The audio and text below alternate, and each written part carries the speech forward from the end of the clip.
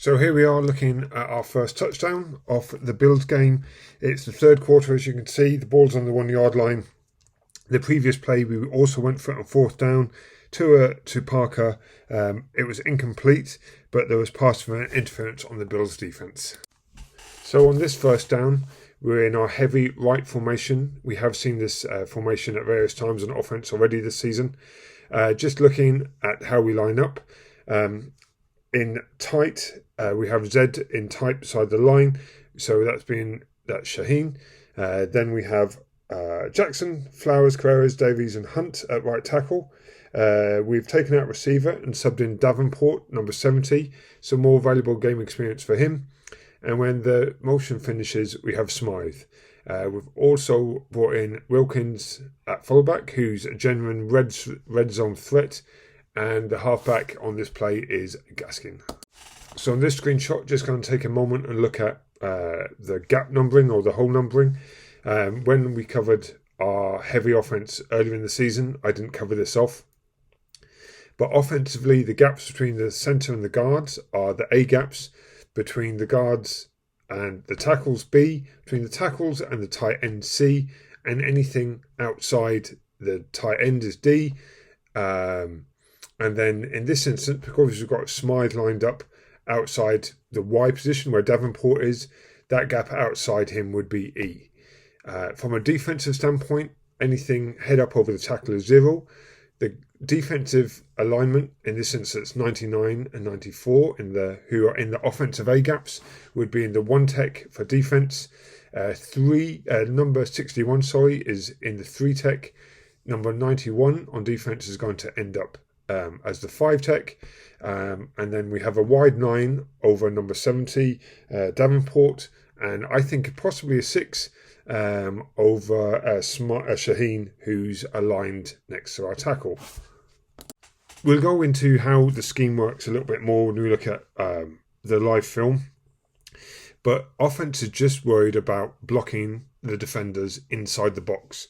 By adding Davenport an extra lineman to the end of the line of scrimmage, it's forced the Bills really to declare their strength.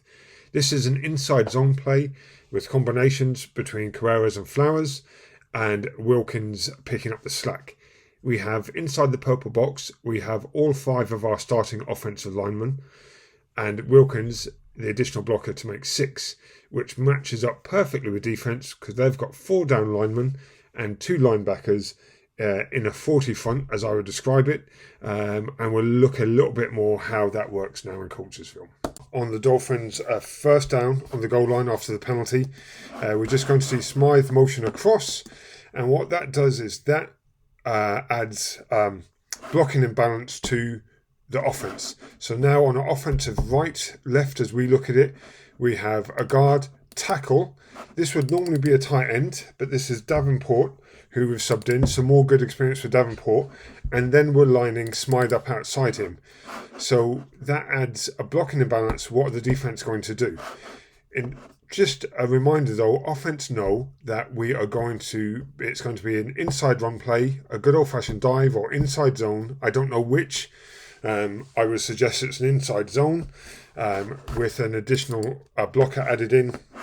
But we're essentially ignoring these 2 defenders here, and this safety is going to be out of the play. The Bills are in a gap control defense, which means, again, each one of their defenders is responsible for a gap. But we are just worried about the defenders inside the box, so inside the tackle box.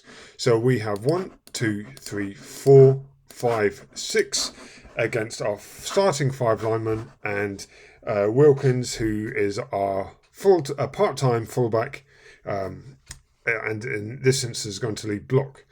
Now, some really good things happen here straight away, so let's have a look at it. First of all, Davies buries the defensive tackle. He is on his knees. The A gap is taken care of. Although we can't run through it, this defender's out. There's a slant from the defense, but we get a great block here from our right tackle Hunt. This defender is aiming here, falls into our play. We get a great combination here between Carreras and Flowers. The only thing I don't like, Flowers' head is a little bit down. Clever though, even though we are running a gap control defense, 49 can see Wilkins turning and running into the B gap, and 54 is going to fill that gap. But because Tua is reverse pivoting, that means he's opening up away from the direction of the play, but is going to still be able to hand the ball off. If he opened up in the direction of the B gap, he would open up play side, but he's reverse pivoting. That means for a fraction of a second, 49 has to respect that Gaskin may hit that gap. However, let's talk about Wilkins. Now, we're just going to pause it right here. This is a great block, great kick out, back's turned, we can't influence that. Tackled a little bit ropey here, but that's not the concern right now. We're not even blocking 21, we're not blocking 36, we're not blocking 56. The offense has won this play. What it's all going to rely on now is Wilkins.